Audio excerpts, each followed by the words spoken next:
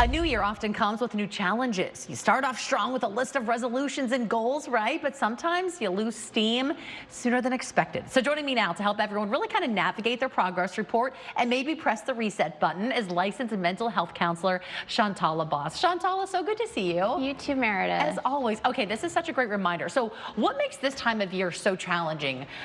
I feel like it's just hard. Like we're in this cold, like mid-January, almost late January. It's kind of like you feel like you're in a rut, but you're supposed to be motivated and like sticking to those resolutions, Shantala. Well, that's so hard with expectation because I think there's so much depletion socially, economically. You know, there's so much that happened in the prior months with the holidays and all of the celebration. And now it's back to routine, back to the norm. On top of it, all the expectations of what we should do or what we should plan for can set a lot of pressure. It's kind of a nonsense month. It's a tough month for people. There's no celebrations in January. There's nothing going on. No, you're right. Okay, that really does hit home because I feel like so many people do put that pressure on themselves, and then you're like, okay, I'm not accomplishing these goals. So what are some of the signs then that we should, you know, if you're struggling, what should I be paying attention to? Or how do I kind of get out of that and get back on track? Well, if those goals that we had set are just things that we dread or don't really want to do, we have to really reevaluate why we decided to set those goals. And if we're not meeting them, there's a reason for that.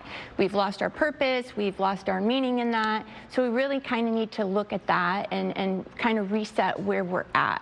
Okay, so help me get back on track then. So what do we do if someone's watching this thinking like, all right, you're right. So what do I do now? What's next? Well, we need to get real and stop lying to ourselves. I think a lot of times we lie to ourselves based on the comparisons of everyone else, where everyone's setting New Year's resolutions, and it should be go to the gym, it should be get a better diet, it should be all these things. Right. But what is the why? Why are we doing what we're doing? Why do we want to change? And what is our purpose behind it? Because if we don't have purpose and meaning, we will not do anything. No, it's just words on paper that we wrote down, but we'll never do it. You're so right, but I wanted to mention just so some of the things that you had said that, you know, stay on track, get real, make this plan. Ask for help, all of these things. I love this graphic because it really does, you know, paints a good picture. Do something yourself to broaden your perspective.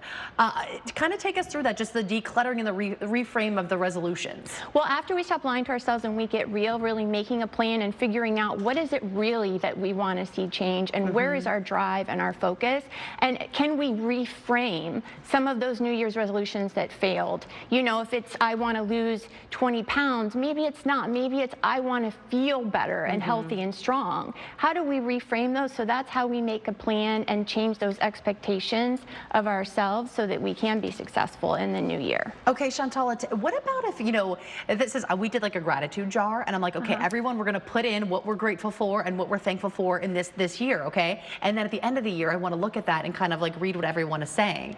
So I guess my question would be, how do you just maybe shift the perspective? You know what I mean? To be thankful for what you do have and not always having to want more or be, you know what I mean? Like everybody wants to be their best version, but I think sometimes it can be like this downward spiral sometimes. Well, learning from other people's experiences is really important for gratitude. I mean, I was just talking with your producer earlier, and she was saying she was so thankful that she had Christmas off. In my mind, I was thinking, I always have Christmas off. So I wasn't even grateful for that because it wasn't even on my radar. So when we talk to people and we learn from experiences, when we travel, when we try new things, when we broaden our perspective and get out of the box and the rut, we realize we do have so much to be grateful for and so much more to the world than just our little space. I love that. Okay, and how can we help others, our significant other, our kids, just kind of like, you know, get through this progress of like what you said, stick with the resolution and realizing what you do have to be grateful for? Really watching them and seeing what motivates them, what drives them, what lights them up, and encouraging them in that. Not what they feel like they should do, but why do they want to do something? And really just helping them and supporting them and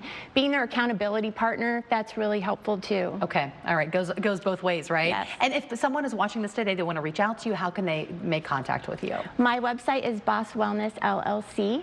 So that's how they can reach out. Okay, Shantala, thanks so much. And all of this information as well will be on wesh.com. Thank you, Shantala. So good to see you, and Happy New Year. You too. Good luck on any resolutions that you have. Thank you. All right, well, let's check in now. First warning meteorologist Eric Burris to get us out the door today.